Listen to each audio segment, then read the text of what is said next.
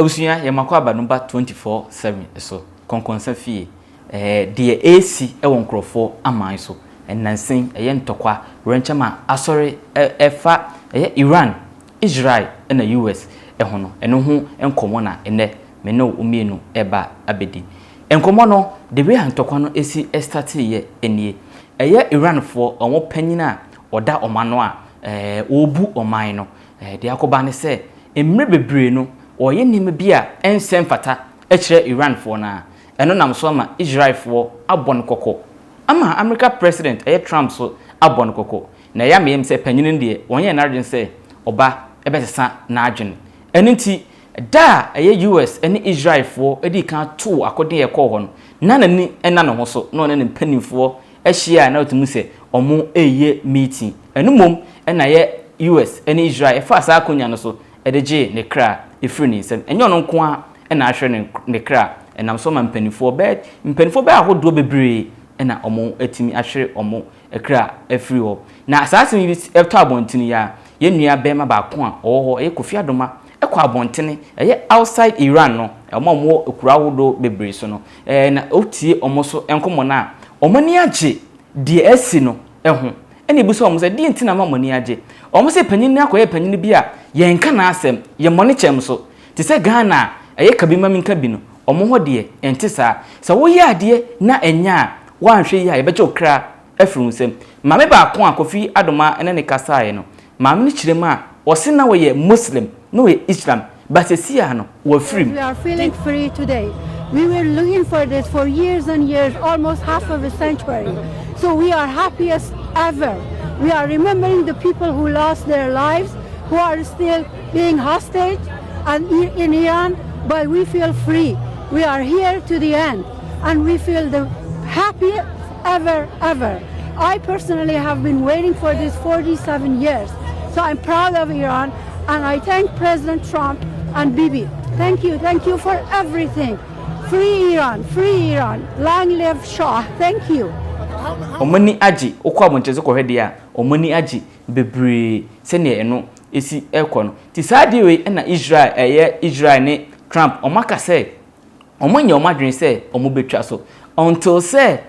Iran for no omo red flag no mapeja no omo ne ba fom so omo amasa red flag no mapeja no ama fom dia ene ntokwa mi no kase enne anase wo chena de obinim da ntokwa no ase ebetu until se Iran for no aka se si ade yama ye ho so anase yama ye nsa so ewo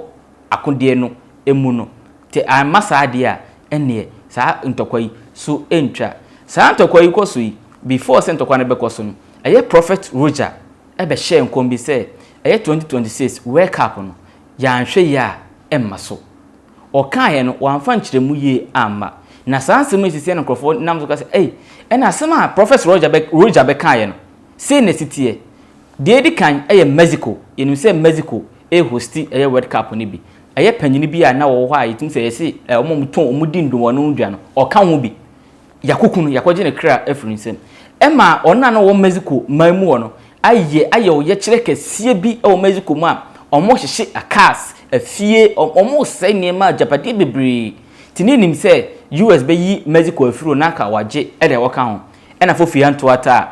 omo so omo ntokwa ama no homene so ti yebusa se saade wetu betwa ansana wake up na duru ho wake up no so nim se akaboso me be mienu na wake up no ya start ti yebusa ye ho se wake up no beduru ho na sa ntokwa we aba form ana se na ntokwa no ekoso because yenua no bebre na ona ko ka kontum no Dubai ene kata ne ba bi akeka bebre ye hwe a Zion Felix wo bi kokuma no so wo bi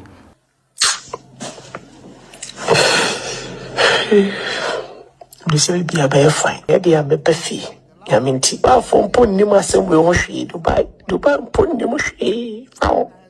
I'm on to bomb, me my fault. Omuya so agebo, omuya force, omuya children's. Kokuma Zion Felix dey now see Koba last week no, but Oko airport no, omo see ade, we mhyen bi eno ho a ebe ye adwuma. Eno bi so omo say dabai. O se sia o no kasa omo no kasa de omunim. Kokuma no say ne de be so nyame boa wo chena benada ya into onso ko airport akwa hwe say ye be ma ne kwan say uni wiem hyen na wo de ba no ebe ye adwuma anaasɛ nyɛ adwuma gye sɛ wɔkyena no eduru hɔ a na ebi hu ɛna yɛ nnua no bebree so ka sɛ ɔmo de ɔmo nyɛ ɔmo adwe sɛ ɔmo ba Ghana sɛ ɔmo ba Ghana paa de a ɛna ɔmo bɛtena nkrɔfoɔ aman so na ɔmo ahwere ɔmo kra ɛna obu so ɔmo sɛ DNT ɛna ɔmo bɛtena nkrɔfoɔ aman so ahwere ɔmo kra ɛna ɔmo sɛ ɛhɔ no point ɔkɔ asi no ɛyɛ kyɛn Ghana yɛ wɔ asomdwie ɛnam sɛ yɛ man no mu ayɛ dene economic ɛnkɔ yie nti na ɔmo de ɔmo hia firi hɔ ano sɛ yɛ mo mpa yɛ mom ɛma wɔn yɛ fa mpa yɛ nta wɔn akyi sɛ ntɔkwa no ɛbɛba fam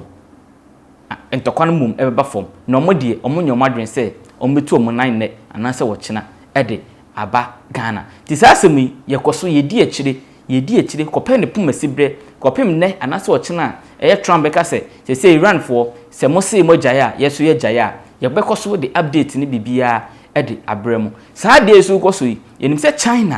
China ɛne ɛyɛ Iran so ɛyɛ one so mo di edwa yɛ mo di dwa ɛwɔ ti yɛ mpa yɛ bɔ ane sɛ ɛma China ɛne Ukraine so mfɔ mo nkɔgye saa ntɔkwa wɛ mu ɛnam sɛ ɛyɛ Iran foɔ supply mo oil ne yɛ no mo di dwa mo odwa die connection bi ɛwɔ hɔ ti mpa yɛ bɔ ane sɛ China ɛmfa no nkɔgye yɛm sɛ China ɔmampanyi so abɛkasa sɛ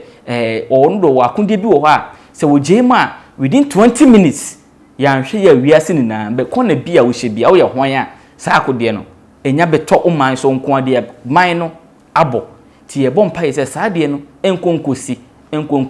na mom de ensema Iran fo ɔmo na wɔ nkrɔfo aman so ka ne sɛ ɔmo de aseda ɛna ɛma Trump ɛne Israel president sɛ de ade ɔmo yi ɔmo ni agye ho paa ɛnyɛ sɛ Trump pentokwa na mom de ɛkɔ so ɛwɔ Iran na ankasa no ɔmo ankasa no ɔmo otu no na ɔmo bo ɛnwe so nti akɔyɛ sɛ ɔmo Iran komo de ɔmo raho na ɔmo ni hɔ no a ɔmo yɛ Iran fo na ankasa so no ɔmo so ɔmo ni agye ɛnam sɛ papa yi adi kro no so bɛɛ mfi bɛɛ sɛ 47 years a ɛno no anya asundue sɛ wɔde ɔmo so asundue mu wɔde ɔmo so a mistake a wɔbɛgye okra afiri onsɛm ti saa nsɛm yi yɛkɔ so yɛdi akyire de bɛsi bia no yɛmfa nkama mu yɛde bɛbrɛ mu